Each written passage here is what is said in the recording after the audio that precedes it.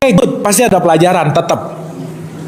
Tapi gimana ya? Di 1736 lah tadi. Janganlah melakukan sesuatu yang kamu tidak mempunyai pengetahuan tentangnya. Yang akhirnya datang ikut-ikutan muter-muter, ikut-ikutan lempar-lempar, ikut-ikutan bermalam di sini, ikut-ikutan gimana. Tapi pulangnya ngapain? Nggak tahu, saya cuma dapat kelelahan tubuh. Capek. Itu namanya wisata gitu. Cuman pindah tempat. Gitu ya. Tapi kan lucu ya, Ibu Bapak nyampe sana tuh, aduh itu obral pahala banyak Bu Pak. Di Masjidil Haram 100.000. Iya loh Bu Pak. Ibu Bapak, saya ada kejadian lucu nih ya. Ingat ya kan, kita segala sesuatu jangan lupa, jangan sampai tidak menggunakan akal. Nih, memang pahala itu bagus memotivasi, good. Biar bangun 100.000, oke. Tapi kalau kita nyari-nyari pahala terus, jadi ujung-ujungnya dagang sama Tuhan gitu loh Bu Pak. Transaksi. So kalau 100.000 pulang, waduh ini nggak sholat 10 tahun juga aman, udah 100.000 di sana kan nggak gitu. Saya pernah punya teman umroh, Kang ayo biar nanti di Bandung nggak usah sholat. Kenapa ini 100.000 nih lumayan katanya. Ya nggak gitu juga kali konsepnya gitu, enggak. Contoh. Ibu Bapak tahu ya Masjidil Haram itu selalu ada perluasan. Sekarang mau diperpanjang 3 km ke arah, wah top aja udah. Nah saya tuh termasuk yang rada sering umroh dulu lah. Termasuk. Jadi saya pernah nanya ke mutawif nih. Ini bagian dalam Masjidil Haram, ini bagian luar. Di sini ceritanya. Ini nanya sekitar tahun 2000 berapa ya? 2005 tuh saya haji. 2003. Sorry. SMP berarti 97-an lah. Ya pokoknya sekitar 97 aja. Saya tanya. Nah. Ya, waktu sangat muda ya. Nah, saya nanya Bu Pak di tahun ini, di umur saya SMP lah gitu. SMA. Soalnya udah bisa mikir dalam waktu itu. Saya nanya ke mutawif, Yai, kalau ini batas Masjidil Haram, kalau di dalam berapa pahala? 100.000. Oke. Kalau di sini 1. Kenapa? Ini batasannya, ini di sini. Jadi kalau di sini 100.000 kurang 1 langkah 1. Oh ya udah. Oke. Masuk. Dah. 3 tahun berikutnya perluasan Bu Pak di sini. Masjidil Haram diluasin. Nanya ke mutawif yang sama. Yai, kalau di sini berapa? 100.000. Di sini 1. 3 tahun yang lalu beda. Iya, karena ini udah diluasin. Oh, saya punya kesimpulan. Berarti yang menentukan pahala Menteri PU-nya Arab gitu kira-kira. Nah, jadi dia yang nentuin lah gitu kira-kira. Kan ya nggak gitu juga gitu maksudnya. Jadi jangan sampai ke sana nyari pahala aja, nyari ini ngumpul-ngumpul. Ya please deh, itu cuman motivasi supaya kita mau melakukan sesuatu yang berubah dan berbeda di rumah gitu kira-kira. Oke Bu Pak? Sip ya. Jadi waktu berangkat ada perlunya nggak kira-kira? 1.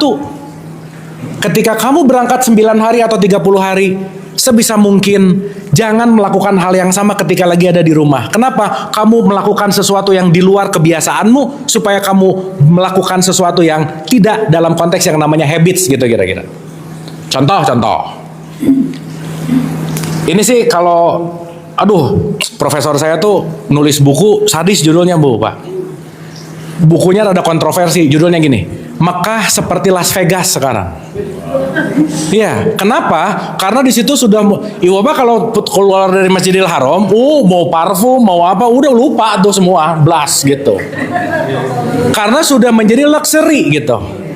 Sekarang saya tanya, maaf ya, contoh nih, supaya nanti kita ngerti, kenapa pergi ke sana juga ada pentingnya gitu. Tapi jangan sampai berangkat nggak ngerti gitu kira-kira. Contoh. Kalau saya tiap hari di Jakarta kerja, bangun kerja, saya jadi habits dan melakukan otomatis nggak kira-kira? Dah selesai.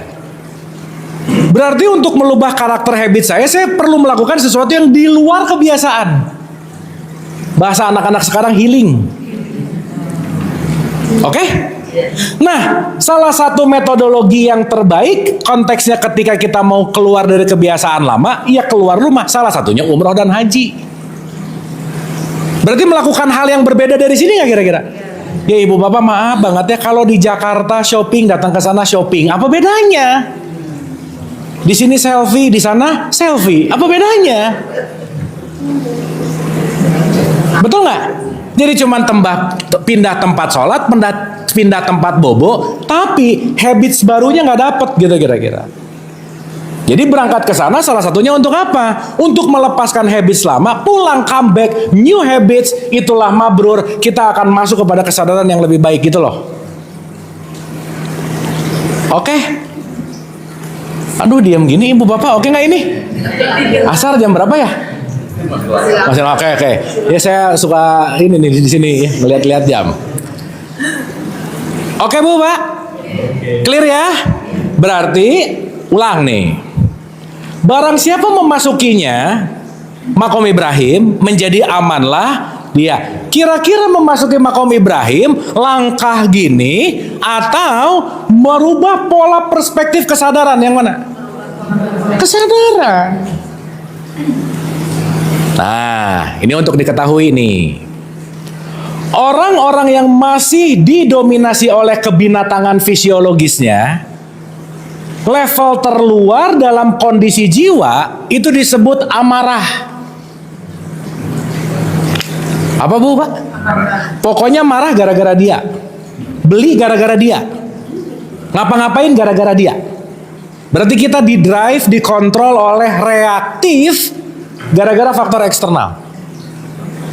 Coba ibu bapak renungin deh, berapa persen yang kita beneran pengen lakukan dibandingkan dengan keharusan sosial. Coba dicek aja.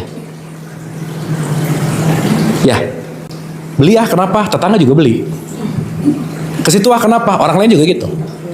Makan ah kenapa? Nyari yang rame, bener nggak? Orang juga ke situ gitu.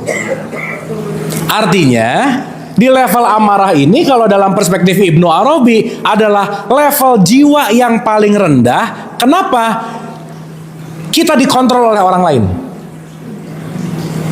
Jadi kalau orang lain ngeselin, kita ikut kesel, itu amarah. Itu level jiwa yang paling bahaya. Kalau di Hawkins, ini levelnya di frekuensi yang paling rendah gitu bu pak. Oke sampai sini? Maka putaran pertama sadar tentang amarah. Jadi waktu mengitari Masjidil Ka'bah itu sebetulnya lagi mau membersihkan lapisan-lapisan jiwa, karena jiwa kita tuh kayak kulit bawang bu pak. Iris di luar, iris lagi, sampai irisannya hilang, yang keluar hanya air mata. Betul nggak kalau ngiris bawang? Artinya apa? Lapisan-lapisan terluar, makom-makom terendah disadari gitu kira-kira. Dah, satu level. Makanya dimulai dari Hajar Aswad. Nanti kita ngerti kenapa dimulai dari Hajar Aswad. Ibu bapak, ini ada kaitannya sama Ibrahim, Ismail, Siti Hajar. Nanti ada kaitannya ke situ. Wah, top keren lah. Makanya nanti ada kaitannya sama sa'i, ada kaitannya sama lari-lari, nanti semuanya jadi sesuatu hal yang yuk kita sadari sebagai kontemplasi harian gitu kira-kira. Oke? Putaran pertama. Oke, apakah aku masih dikontrol oleh faktor luar, di mana faktor-faktor yang masih mendominasi adalah makan, minum, reproduksi, faktor-faktor yang mendominasi adalah tubuh fisik gitu. Nah, putaran kedua ini mulai nih ada masuk ke level namanya lawamah. Ini di sini 12 ayat 53. Di sini surat 56 ayat 1.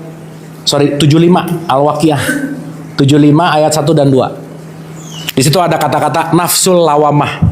Jadi ini kita bicara tentang nafs ya. Nafs itu jiwa. Contoh, saya kasih contoh dulu.